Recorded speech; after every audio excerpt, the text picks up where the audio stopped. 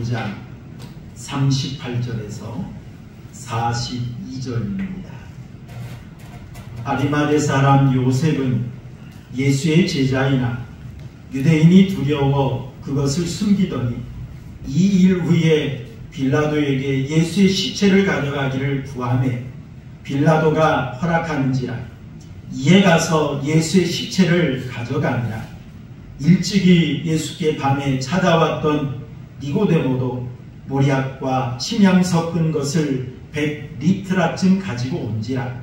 이에 예수의 시체를 가져다가 유대인의 장례법대로 그 양품과 함께 세마포로 쌌더라.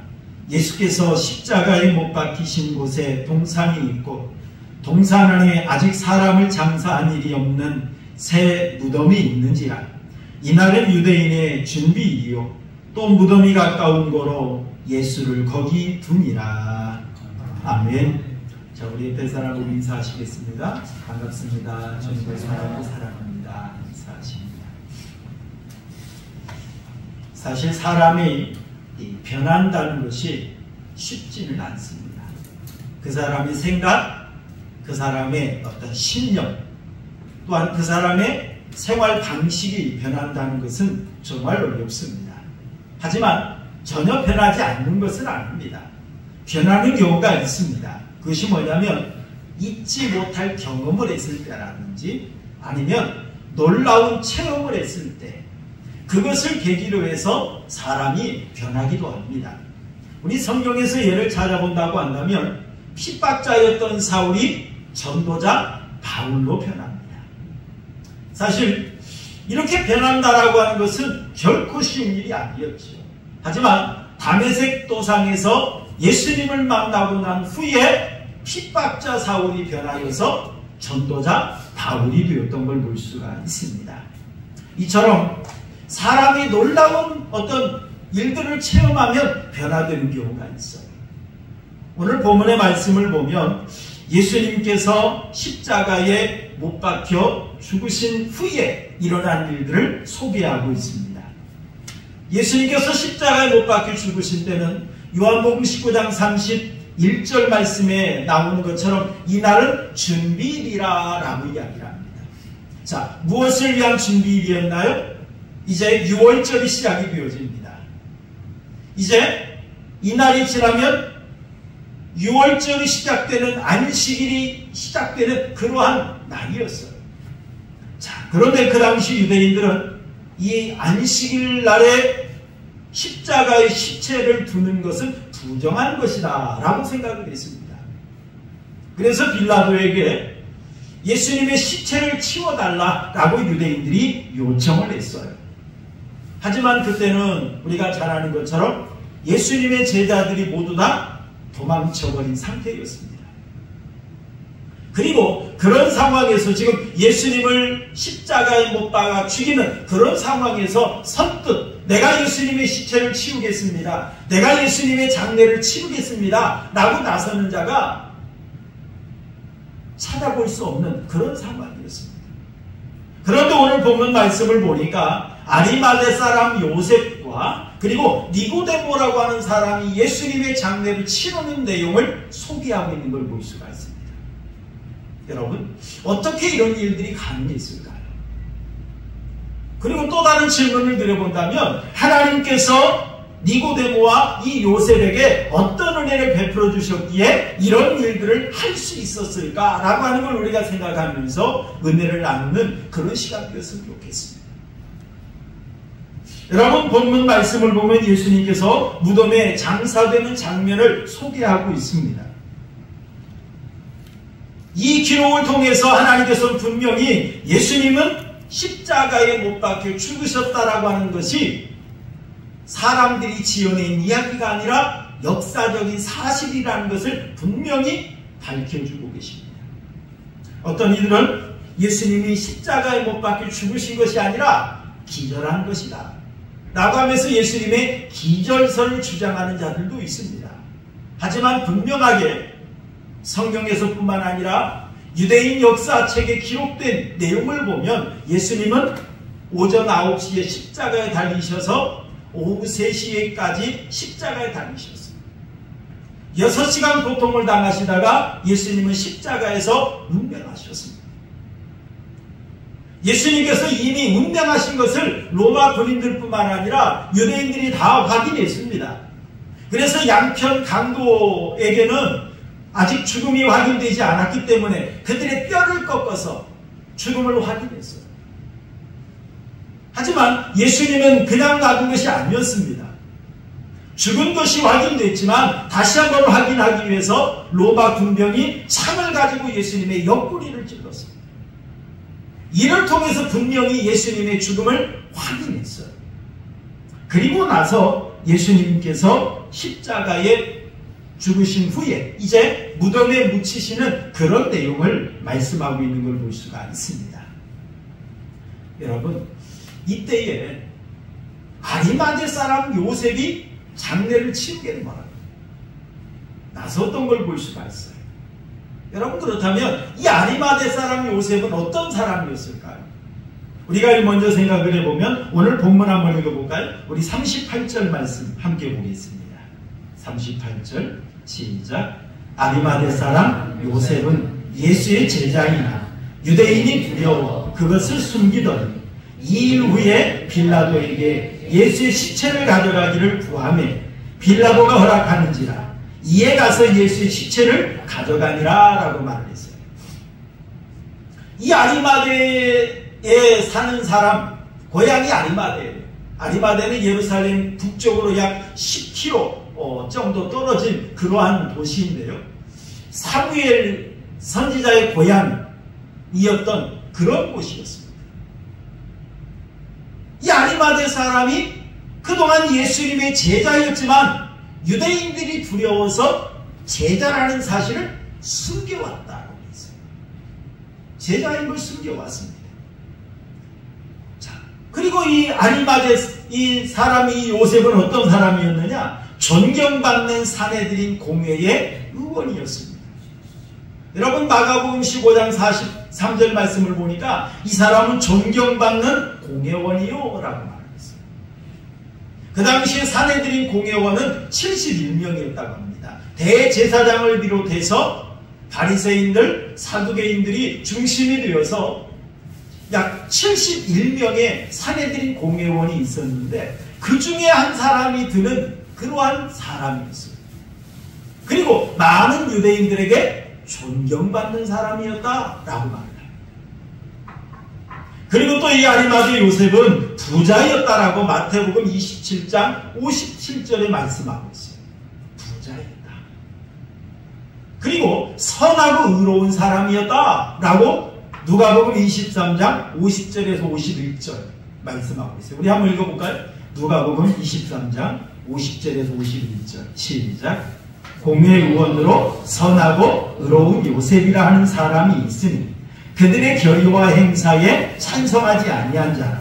그는 유대인의 동네 아리마대 사람이요 하나님의 나라를 기다리는 자라 라고 이야기했어요. 자, 선하고 의로운 사람이었어요.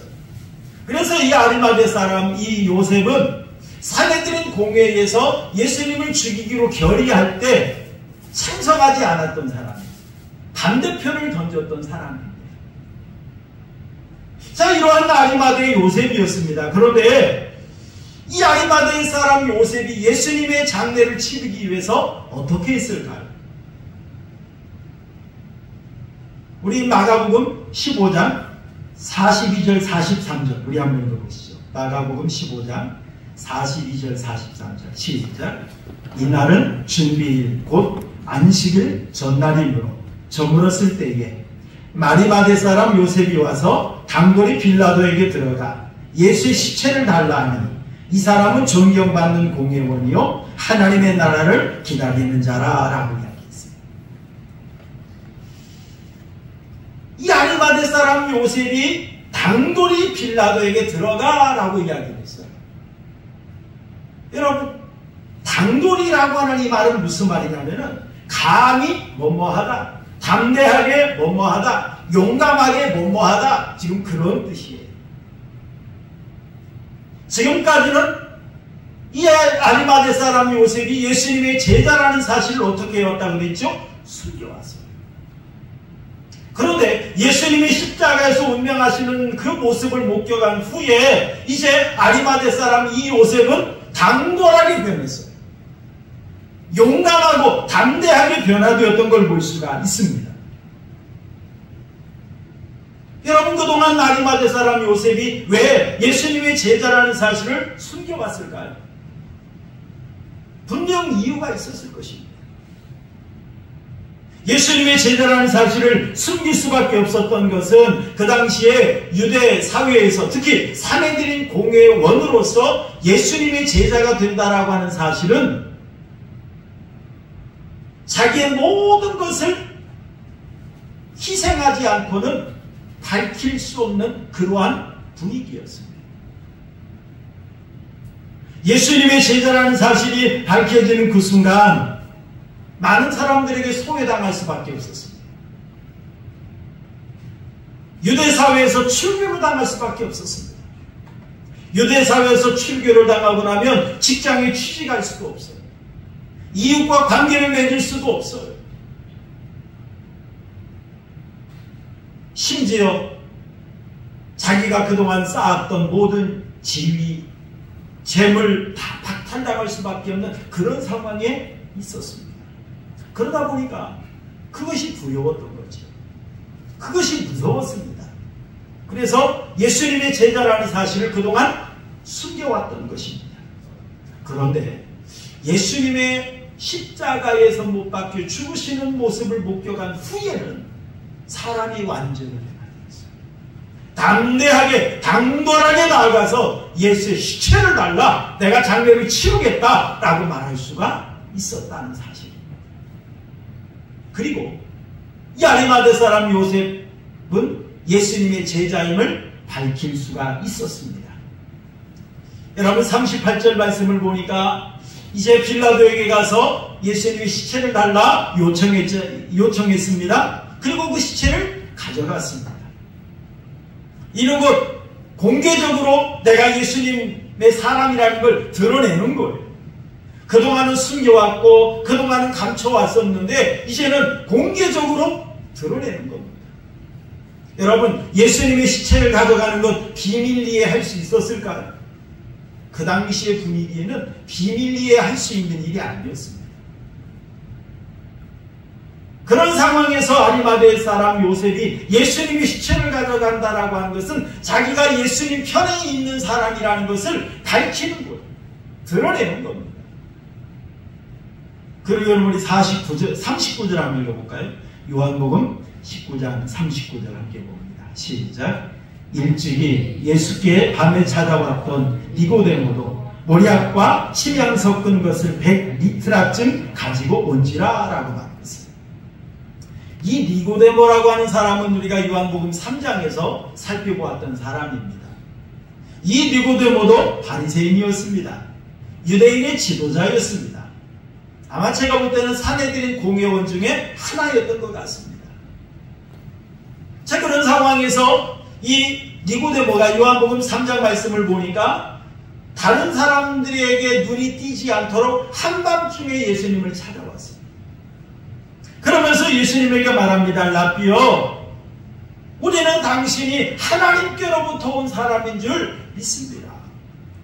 왜냐하면 당신이 하는 일들을 보니까 하나님께서 보내지 않았다고 한다면 이런 일들을 할 수 없다는 걸 나는 분명히 알고 있습니다 라고 고백을 했어요. 자, 그러자 예수님께서 그 니고데모에게 말합니다. 사람이 거듭나지 아니하면 하나님 나라를 볼 수 없다 라고 하면서 예수님께서는 이 거듭남에 대한 이야기를 하셨어요. 그러자 니고데모가 이 거듭남의 의미를, 지금 예수님이 말씀하시는 거듭남의 의미를 제대로 파악하지 못하고 어떤 육신적으로 다시 태어나는 것을 이야기합니다. 어떻게 사람이 다시 어머니 뱃속에서 다시 태어날 수 있겠습니까? 그런 질문을 합니다. 자, 그때 예수님께서 사람이 물과 성령으로 거듭나지 아니하면 하나님 나라에 들어갈 수 없다 라고 말씀하셨습니다.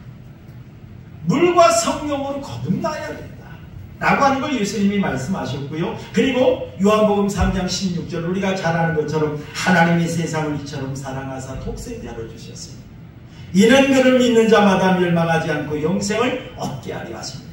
라고 하시는 말씀까지 예수님이 주셨어요. 자, 이 말씀을 듣고 이제 니고데모가 돌아갔습니다. 하지만 여전히 니고데모도 예수님을 믿는다는 사실을 숨기고 살아왔습니다. 자, 그런데 이 니고데모가 지금 예수님이 십자가에 못 박혀 죽으시는 모습을 목격을 했습니다. 거기다가 아리마대 사람 요셉이 이제는 담대하게 예수님의 제자라는 사실을 밝히면서 예수님의 시체를 가져다가 장례를 치르겠다라고 합니다. 이 모습을 본 니고데모도 어떻게 했습니까? 예수님의 장례를 위해서 모략과 침향 섞은 것을 가지고 오는데 약 100리트라쯤 가지고 왔다라고 말을 합니다. 이 100리트라고 하는 양이 얼마나 되느냐면 약 무게로 34kg 정도 된다고. 여러분이 모략이라고 하는 것은 콤미포라 미르하라고 하는 나무에서 얻어지는 그 진액인데 이 진액이 아주 향이 좋다고 합니다. 그리고 이 침향이라고 하는 것도 아갈로카라고 하는 나무에서 얻어지는 이 진액인데 이것도 향기가 좋고 또 시체를 썩는 것을 방지하는 방부제 역할을 했다고 해요. 그래서 우리가 애굽의 미이라를 잘 만든다는 우리가 잘 알지 않습니까? 이 애굽에서 미이라를 만들 때는 내장을 다 꺼낸답니다. 내장을 다 꺼내고 그리고 나서 이제 미이라를 만드는데 유대인들은 그렇게 하지 않고 이제 시체가 썩는 걸 방지하기 위해서 시체에다가 이 모략과 침향 섞은 것을 넣고 세마포로 쌌다고 그래요. 그래서 예수님의 시체도 지금 그렇게 하는 겁니다. 그런데 이 34kg, 100리트라쯤 되는 이 양이라고 하는 것은 보통 서민들에게 사용되는 양이 아니라 왕의 장례를 치를 때 사용하는 그렇게 많은 양의 이 침향과 모략이었다고 합니다. 다시 말하면 예수님을 왕 취급했다는 거죠. 왕 대접하면서 장례를 치루었다라고 하는 그런 이야기입니다. 자, 이렇게 요셉뿐만 아니라 니고데모도 이제는 나도 예수님의 사람이야 라고 하는 것을 이제 밝히는 거죠. 사실 우리가 정치를 하다 보면 어떻습니까?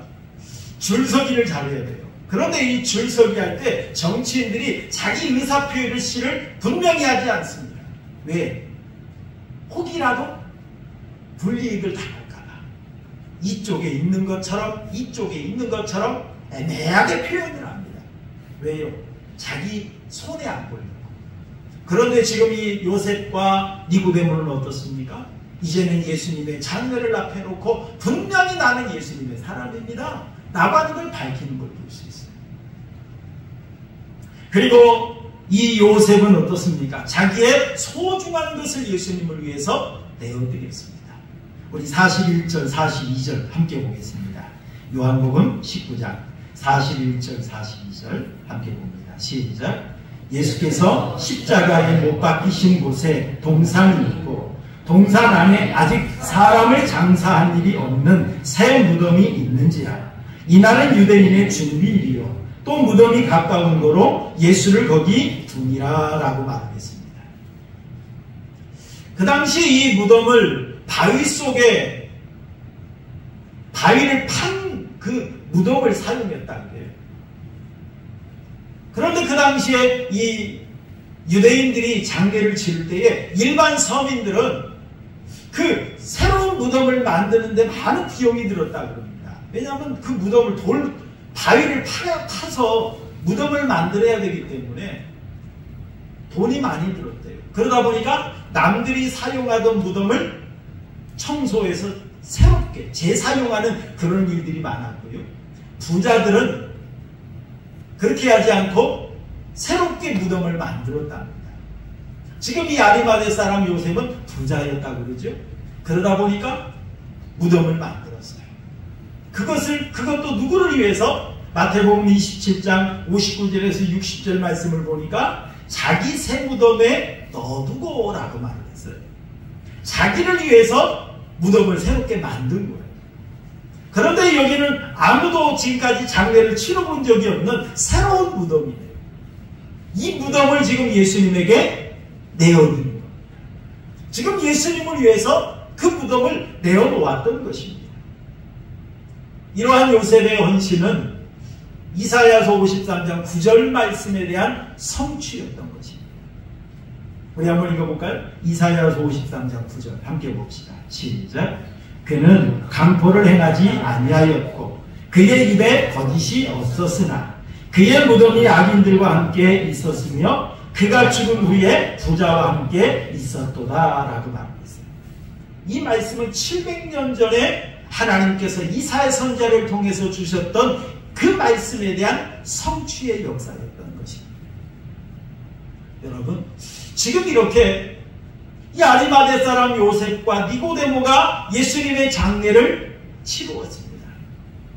예수님의 장례를 치르기 위해서 자기가 예수님의 제자임을 드러냈어요. 예수님의 사람임을 밝혔습니다. 예수님을 위해서 아낌없이 내놓았어요.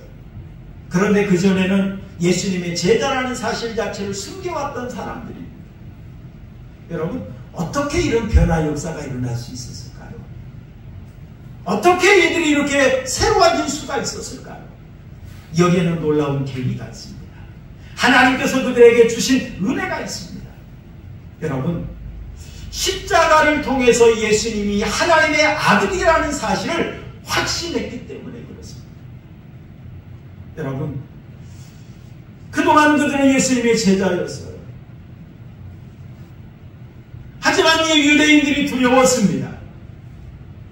자신이 예수님의 제자라는 사실을 밝히면 자기들에게 다가올 불이익들, 손해 이런 것들을 생각하니까 밝히기가 꺼려졌습니다. 어찌 보면 제자답지 않은 제자였죠. 오늘날 우리 성도들도 세상에 나아가서 내가 예수 믿는 사람입니다. 내가 하나님의 사람입니다. 여러분, 밝히는 거 꺼리는 경우가 종종 있잖아요. 왜요? 불편하거든요. 내가 예수 믿는 사람으로 행동하는 것 조심스럽거든요. 때로는 술도 마시고 싶고 담배도 피우고 싶은데 내가 예수 믿는 사람이라는 걸 밝히면 마음대로 할 수 없거든요. 그러다 보니까 밝히길 꺼리는 그런 성도들이 있는 것처럼 그 당시에 요셉도 그랬고 니고데모도 거기에 쓸 것입니다. 자, 그런데 예수님이 십자가에 못 박혀 죽으시는 것을 목격하고 난 후에는 그들이 완전히 변화되었어요. 어떤 일들이 십자가에서 벌어졌나요? 여러분, 예수님이 십자가에 못 박혀 죽으실 때 어떻게 행동하셨습니까? 자기를 십자가에 못 박는 그런 사람들, 예수님을 조롱하는 그런 사람들을 위해서 예수님은 하나님 앞에 기도하셨습니다. 아버지여, 저들을 사하여 주옵소서. 저들이 자기들이 하는 것을 알지 못함이니이다. 그러면서 예수님께서 당신을 십자가에 못 박는 자들을 위해서 기도해 주셨어요. 보통 사람이라면 그리 할 수 없거든요. 그런데 예수님은 그들을 긍휼히 여기는 마음으로 하나님 앞에 기도해 주셨습니다. 그뿐만이 아니에요. 한편 강도, 양쪽에 강도와 함께 십자가에 못 박혔는데 한편 강도는 조롱을 했고 한편 강도는 예수님을 인정했습니다. 그러자 그 한편 강도에게 말합니다. 오늘 네가 나와 함께 낙원에 있으리라. 이렇게 말씀하셨어요. 그뿐만이 아니죠. 예수님은 죄가 없음에도 불구하고 묵묵히 십자가에 못 박혀 죽으셨습니다. 얼마든지 10귀형 더 되는 천군 천사를 동원해서 로마 군병들을 다 물리칠 수가 있었음에도 불구하고 예수님은 묵묵히 십자가의 길을 걸어가셨습니다. 예수님이 십자가에서 운명하실 때 또 놀라운 역사들이 일어났지요. 갑자기 해가 빛을 잃고 세상이 어두워졌습니다. 땅이 흔들리며 지진이 일어났습니다. 무덤문이 문이 열렸습니다. 그리고 죽은 자가 살아나는 역사가 있었습니다. 그동안 성전에 성소와 지성소를 구분하는 휘장이 있었는데 그 휘장이 위에서부터 아래로 쫙 갈라지는 역사가 있었습니다. 이는 영적으로 하나님께로 나아가는 길이 열렸다는 것을 선포하는 그런 역사였던 것입니다. 이런 일들을 경험하고 나니까 예수님이 하나님의 아들이라는 사실을 고백하지 않을 수가 없었어요. 그래서 여러분 마가복음 15장 39절 우리 한번 읽어볼까요? 마가복음 15장 39절 함께 봅니다. 시작. 예수를 향하여 섰던 백부장이 그렇게 숨기심을 보고 이르되 이 사람은 진실로 하나님의 아들이었도다 하더라 라고 말합니다. 예수님을 십자가에 못 박혀 죽이는 일에 주관했던 로마의 백부장, 예수님이 십자가에 못 박혀 죽으시면서 행하셨던 일들, 예수님이 운명하셨을 때 일어난 일들, 이런 일들을 보면서 고백합니다. 이는 이 사람은 진실로 하나님의 아들이었도다. 전혀 하나님을 알지 못하던, 예수님을 알지 못하던 로마의 백부장도 예수님을 가리켜서 하나님의 아들이었다라고 고백할 수밖에 없었어요. 여러분 그렇다고 한다면 예수님의 제자였던 아리마대 사람 요셉, 니고데모, 지금까지 예수님을 인정했어요. 예수님을 믿었어요. 예수님의 제자였어요. 하지만 세상 것이 두려워서, 세상 사랑이 두려워서 지금까지 숨겨왔어요. 이랬던 사람들이 십자가에서 일어난 일들을 보니까 그들이 변화될 수밖에 없었던 거죠. 그들이 이제는 더 이상 숨길 수 없는 그런 하나님의 사람으로 이제는 변화된 거예요. 그들도 분명히 예수님이 죽으시는 모습을 보면서 백부장과 같이 예수님이 하나님의 아들이라는 확신이 들었을 것입니다. 분명히 예수님이 메시아요 구원자라는 사실이 확실히 그들은 믿어지게 되었을 것입니다. 그러다 보니까 그들은 담대하게 예수님이 하나님의 아들이요 메시아요 구원자라는 사실을 고백하면서 자기들도 예수님의 제자이며 예수님의 사람이라는 사실을 밝힐 수밖에 없었다는 사실입니다. 그리고 여러분, 하나님께서 아리마대 사람과 이 아리마대 사람 요셉과 니고데모에게 하나님의 나라를 기다릴 수 있는 은혜를 베풀어 주셨습니다. 우리 마가복음 15장 43절 한번 읽어보겠습니다. 마가복음 15장 43절 시작. 아리마대 사람 요셉이 와서 당돌이 빌라도에게 들어가 예수의 시체를 달라 하니 이 사람은 존경받는 공회원이요 하나님의 나라를 뭐하는 자라고요? 기다리는 자라. 하나님의 나라를 기다리는 자라. 여러분 지금까지 이 요셉은 예수님의 제자였지만 세상에 소망 두고 살았던 것 같아요.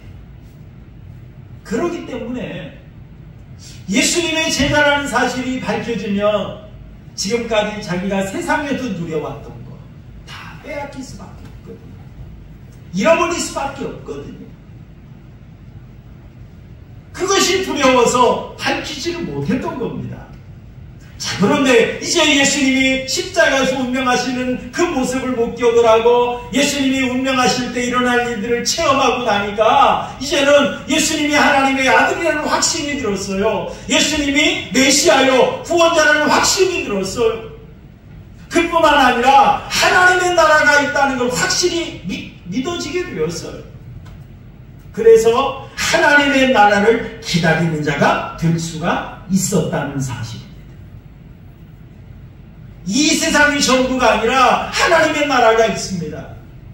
이걸 확실하게 되어지니까 이제는 이 세상 것쯤 잃어버려도 문제가 되어지지 않습니다. 왜요? 하나님의 나라 가면 더 귀한 것들을 받을 수가 있기 때문에 그렇습니다. 이 세상에서 누리는 것은 잠시인데 하나님의 나라에서 영원히 누릴 수 있는 복과 은혜가 있다는 걸 믿으시니까 이 세상 것쯤 버리는 것 아무런 문제가 되지 않았던 것입니다. 그렇기 때문에 이제는 제자라는 사실을 밝힐 수가 있어요. 나는 이제 예수님의 사람이야 밝힐 수가 있었어요. 여러분 예를 한번 들어볼까요? 우리가 어두컴컴할 때 촛불 하나 켜는 것 너무 소중하죠.